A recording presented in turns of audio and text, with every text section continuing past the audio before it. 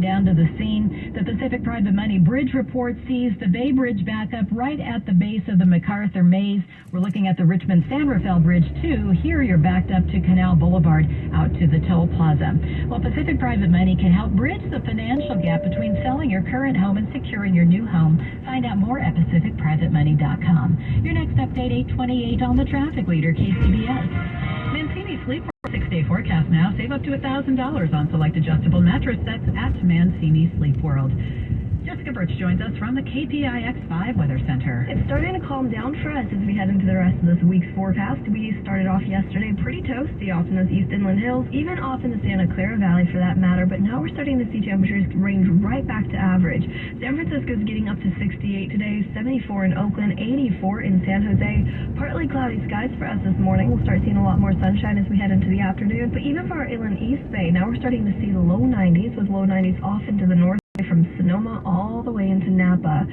By Wednesday, even Thursday, though, we're going to start seeing 80s pop right back up into the forecast, especially for the North Bay, getting all the way down to 82 just by Thursday. So about a 10-degree jump right there. And we're going to stick around with the low 80s as we head into the weekend, all the way up there, too, even some upper 70s. As for the coast, it's always in the low 60s across the board, even as we extend into the weekend forecast. So we'll keep you updated on that here in the Weather Center. It's starting to look very nice as we extend into the rest of the week. I'm meteorologist Jessica Birch with your KCBS KPIX 5 First Alert Forecast. We've got traffic and weather together on the 8s on All News 106.9 and AM 740 KCBS. KCBS News Time 8:21. The State Department's warning that Russia is preparing to step up attacks on Ukrainian cities in response to the bomb attack that killed the daughter of one of President Vladimir Putin's closest advisors.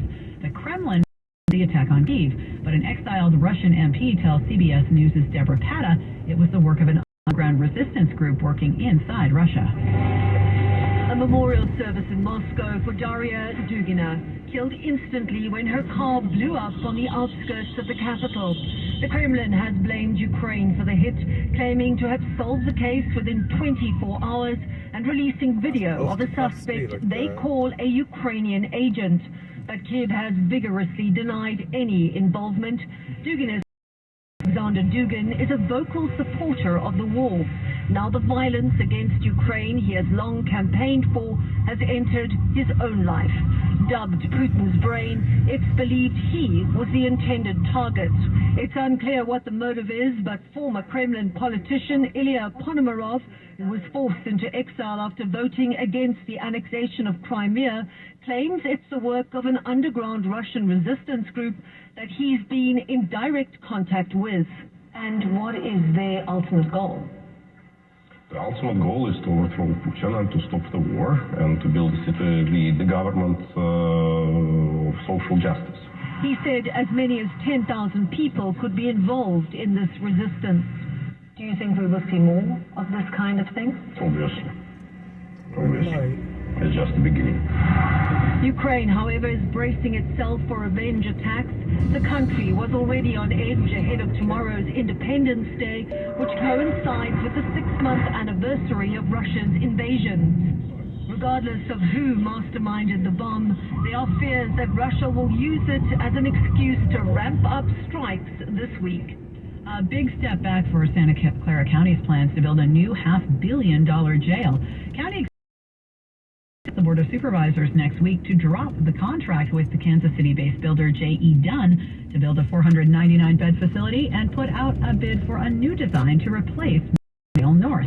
Supervisors had complained the design didn't include enough space for mental health care and reentry services, and Smith already had put the contract on hold earlier this summer after word came from criminal justice reform activists that J.E. Dunn had been involved in lawsuits with minority workers and that its leadership had spoken out against abortion and contraception. Mercury News reports the move will set the already overdue project back by years and likely add to the final price tag.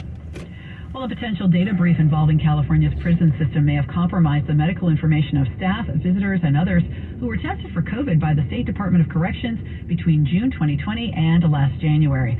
The possible breach was discovered early this year and may have included medical information about prisoners going as far back as 2008. Some financial information may have been compromised as well. There is no word on how many people were affected, but department officials say a subsequent investigation showed no signs that anyone even looked at the information.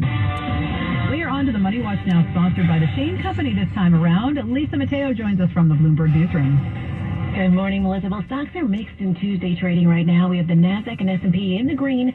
The Dow is down, though, about 100 points. Well, the forecast cut by Macy's was no surprise to investors, but its quarterly results beat estimates. The company said it still sees a drop-off in discretionary spending and will